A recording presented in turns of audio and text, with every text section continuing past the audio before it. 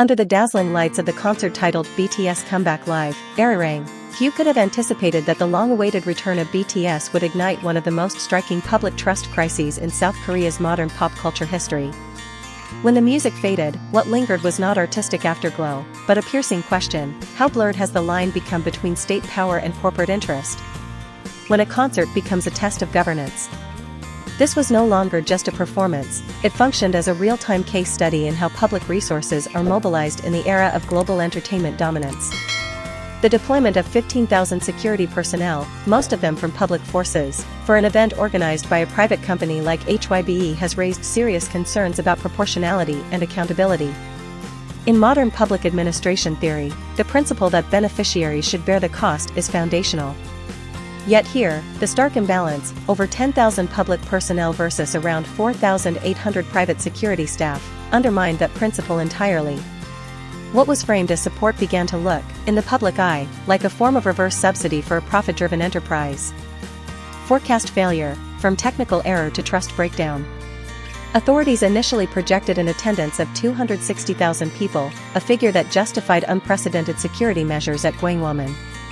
However, the reality was far more modest, fewer than 50,000 attendees at peak time, and even when combining telecommunications data and international fans, the total reached only about 104,000.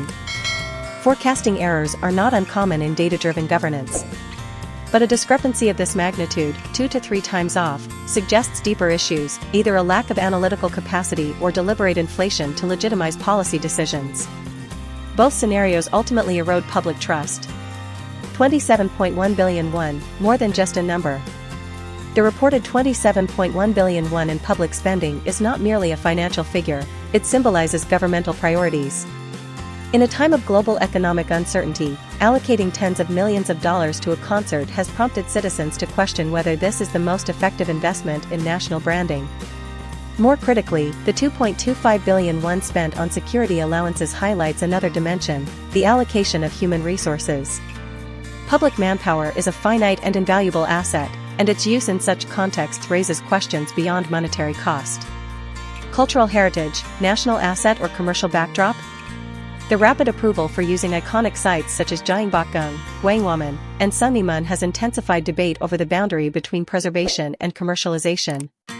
Within soft power strategies, leveraging heritage sites for cultural events is not unprecedented. However, the unusually swift approval process in this case has fueled suspicions of procedural shortcuts. When heritage becomes a commercial stage, the key question is no longer whether it should be used, but who controls access and who benefits. Justifications that backfired. Government agencies cited terrorism risks and global security concerns to justify the scale of deployment. From a theoretical standpoint, such arguments are valid. But in crisis communication, logical reasoning does not guarantee public acceptance. Citizens evaluate not only the rationale but also the lived consequences. Traffic congestion, relentless emergency alerts, and daily disruptions made abstract security arguments feel disconnected from reality. As a result, official explanations acted less as reassurance and more as catalysts for public anger. Everyday disruption, the invisible cost. One of the most impactful yet underdiscussed aspects is the disruption to daily life. 74 complaint calls, nearly 200 ticket fraud cases, and widespread congestion painted a chaotic picture behind the polished stage.